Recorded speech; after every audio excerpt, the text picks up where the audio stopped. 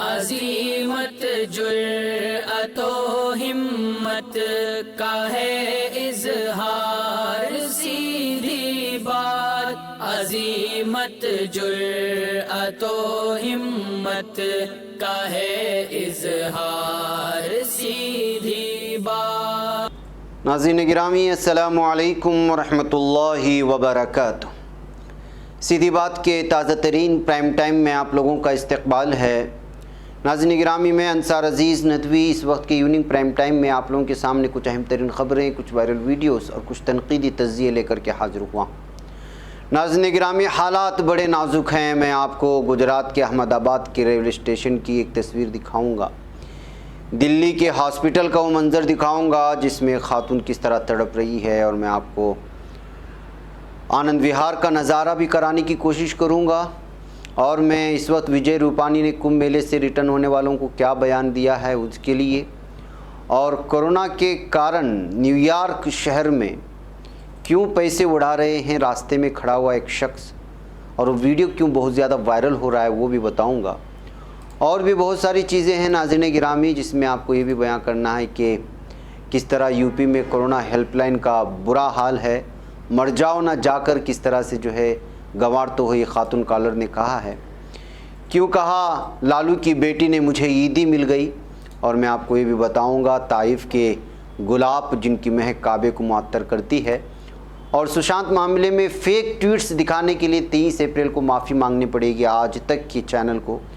ये NBSA की जानिब से आ रहा है ना, जो माफ़ीनामा जारी करने के लिए। सारी चीज़ें आप लोगों के सामने रखूँ उससे पहले आप लोगों से दरख्वास्त है कि जनाब आपने हमारे चैनल को सब्सक्राइब नहीं किया है वो सब्सक्राइब कर लें। हमारी इन वीडियोस को दूसरों तक पहुंचाने में हमारी मदद करें, लिंक को शेयर करें। इदारे की मजबूती नाज़रीन गिरामी आप लोगों की मजबूती है, और आप लोगों को हमने मॉर्निंग में बताया था कि कहाँ हमारा काम चल रहा है, और तस्वीर भी दिखाई थी। लगातार वीडियोज़ भी आ रही हैं, सारी चीज़ें आप लोगों के सामने रखेंगे। आप इस जानिब तवज्जो करें और गरीब व नादार लोगों की आप ज़रूर मदद करें। उसके लिए नीचे नंबर दिया जा रहा है, उसमें व्हाट्सअप करें, तफसीलात भेज दें। आइए नाज़रीन गिरामी, वीडियोस के हवाले से तफसीलात जानने की कोशिश करते हैं। सबसे पहले न्यूयॉर्क की ये वीडियो हम लोग देख लेते हैं। कोरोना ने इंसान को पैसों की, शोहरत की, मकबूलियत की, उसकी हैसियत, उसकी औकात और उसकी शनाख्त बता दी। ये वीडियो बहुत वायरल हो रही है। हम इस वीडियो की तस्दीक तो नहीं कर सकते, लेकिन न्यूयॉर्क के सड़कों से आई हुई ये तस्वीर बता रही है कि क्या कुछ हो रहा है।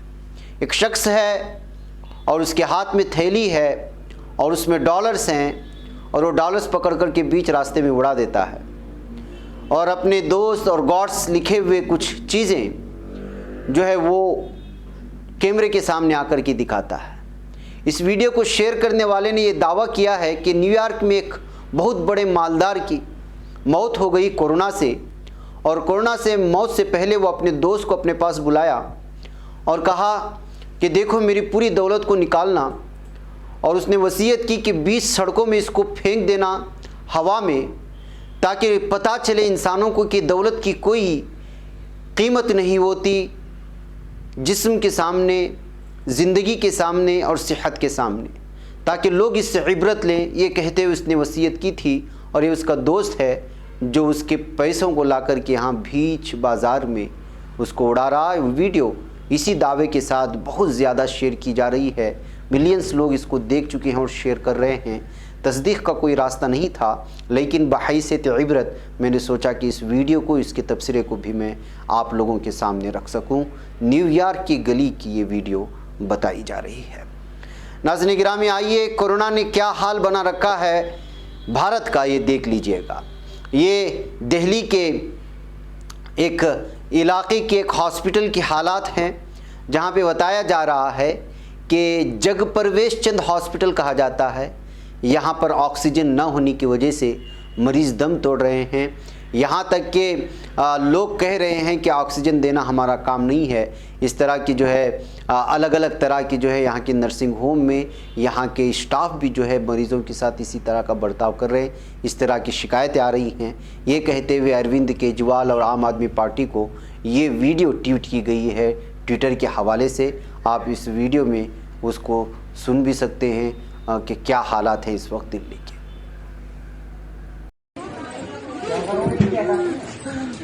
वीडियो है, सब वीडियो है। फेसबुक डालो।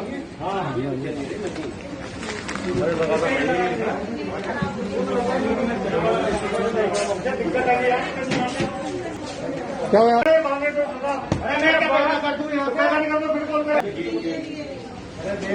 भैया ऑक्सीजन किसका?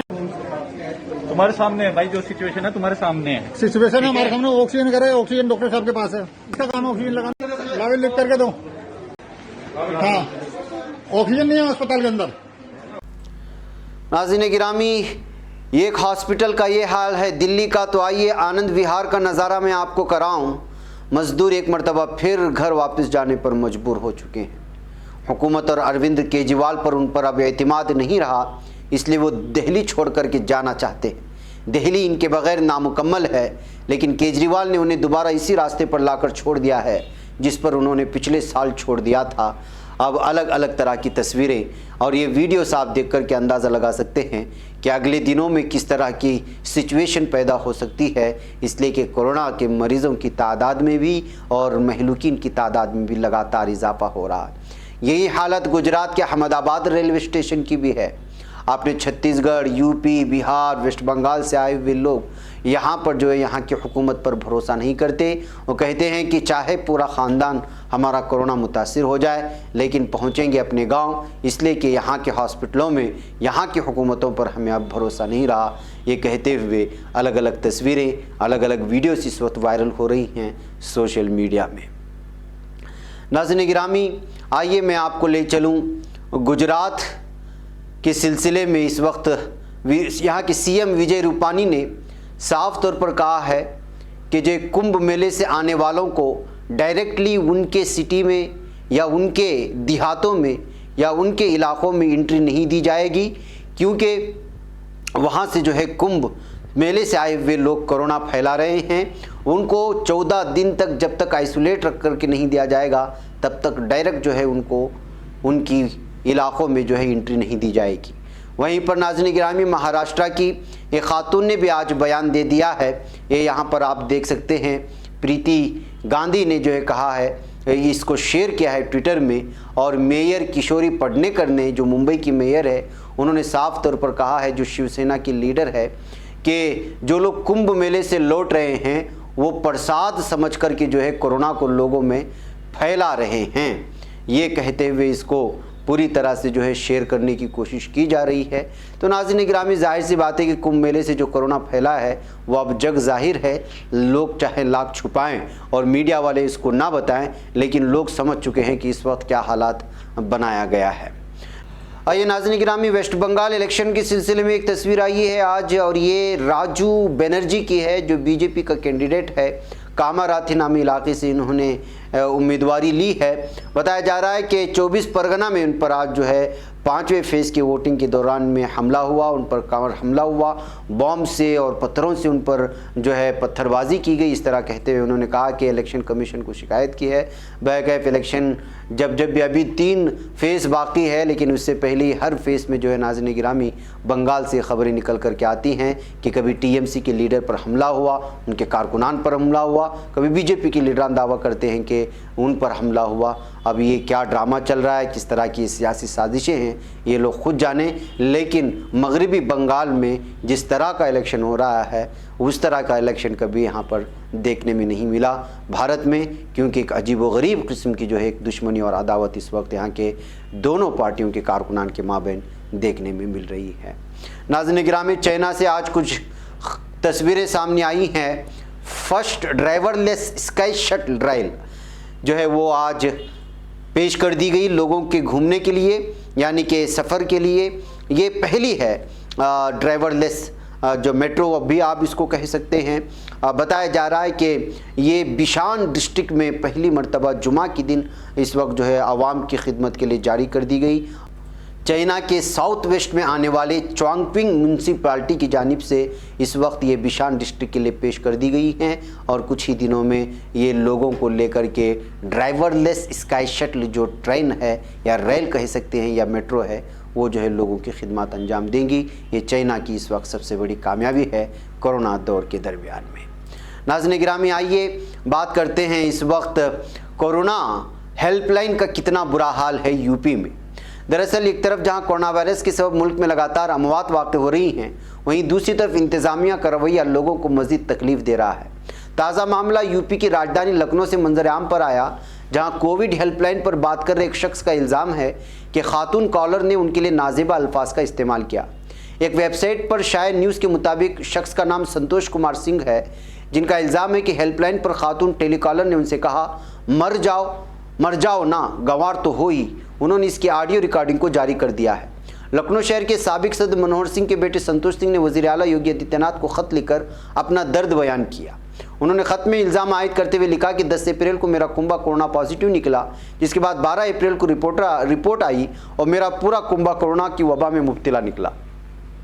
उसके बाद हमने खुद को घर में आइसोलेट कर लिया। उन्होंने मजीद कहा, उसके बाद अप्रैल को मेरे मोबाइल पर एक कॉल आई, जिसमें खातून कॉलर मुझसे पूछती है कि क्या आप आइसोलेशन में हैं, क्या आपने महकमे सेहतयाबी की ऐप को डाउनलोड के मालूमात दर्ज कर दी है।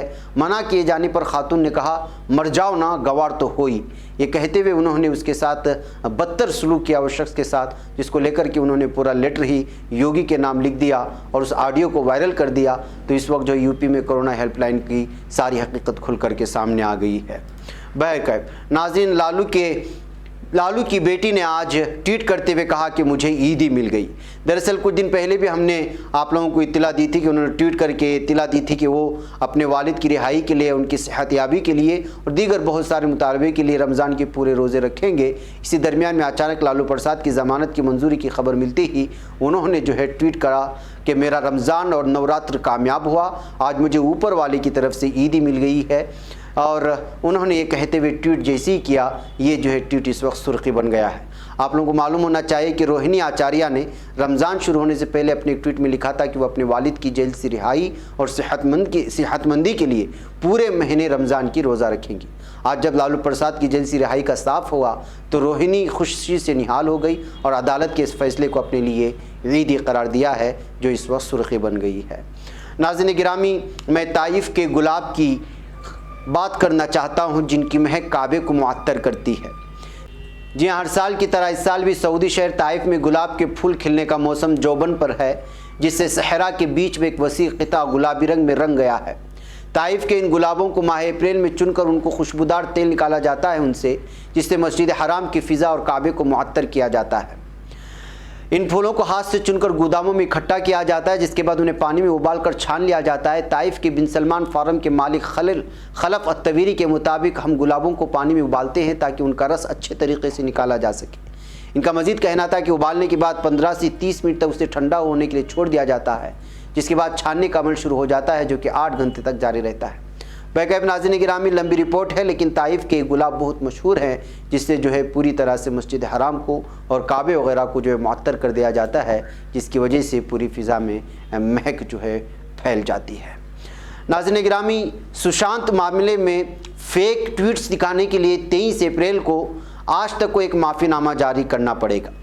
जी हाँ, आज तक चैनल की अर्जी को खारिज करते हुए news broadcasting standard authority NBSA ने एक्टर सुशांत सिंह राजपूत के मौत के मामले में गलत रिपोर्टिंग के लिए हिंदी न्यूज़ चैनल आज तक को 23 अप्रैल को रात 8 बजे माफ़ीनामा शायर करने की मांग की है।